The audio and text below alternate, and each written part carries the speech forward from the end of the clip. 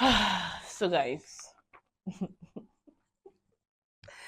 can't even laugh at myself. Oh my god.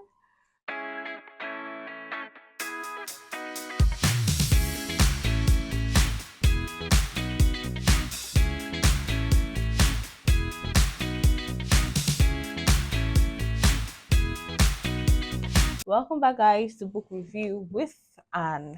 Remember, the book we're reviewing for the month of June is Mindful by Adedoyin Chibodu. Be mindful of the place of friends. You may have heard the saying, success has many fathers, failure is an orphan. So the story of the prodigal son made me to wonder. When he was a baller, when he had all that wealth, when he had all the money, he had friends that were probably churning on, calling him Odogu Parara, calling him different names, hailing him, calling him Bola, raising hands. In fact, they would want to carry his bag. They were ready to serve also because he was paying the bills. That brings us to the end of chapter 3. Let's quickly look at chapter 4. Be mindful of the battle within. You are left with some questions when you read the parable of the lost son. Number one, who told him to walk up to his father to ask for his inheritance? Also, when the prodigal son was going to come back home and be restored, it was still in his mind. Let's read this. He said, at the end of the day, it was the ray of light shone forth by the new man that led the younger son back home to be restored to peace and prosperity.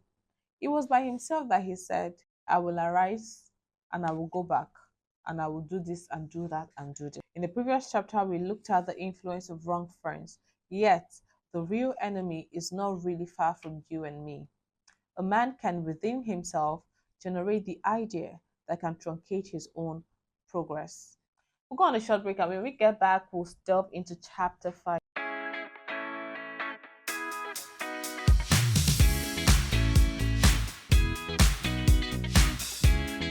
Yo, guys, welcome back to Book Review with Anne, and we're in chapter 5.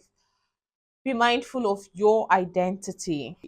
Your identity is what stands you out from the crowd. It is so powerful that it can drive your values and behaviors through life. Desperation has led some to start to associate with people who are antichrist in their orientation and behaviors. Next chapter, be mindful of his unfailing love. Oosh. God's compassion towards mankind is undeniable. Even if I did not read anything in this particular chapter, I'm going to say this one. God's compassion towards you is undeniable. On to the next chapter, be mindful of his incredible riches. Like the father in the parable, anyone created in God's image has access to great possessions and can make demands of them. I like the song that was it Filippiano that sang it. I just need 100 million. We are living in an age of distortions where truths are being perverted, all in the bid to trouble our minds and turn them such that they would neglect the truth about God's incredible goodness and grace. Okay, next chapter, chapter 8. Welcome to chapter 8, guys. Be mindful of your access to God. Access is always something to treasure.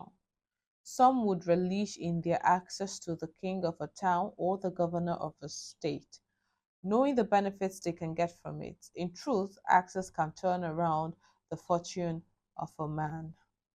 Everyone created in God's image and likeness can activate their access to God. Yes, activate is the word. You already have it, but you need to boom, boom, boom, boom, activate it. True spirit filled relationship with God, becoming a son, and being able to speak to God as a son will speak to his father is the feel of prayer. They assume that prayer is about shouting. Prayer is, however, not just how loud you are able to shout, but is primarily based on the relationship you have with the Lord you are praying to.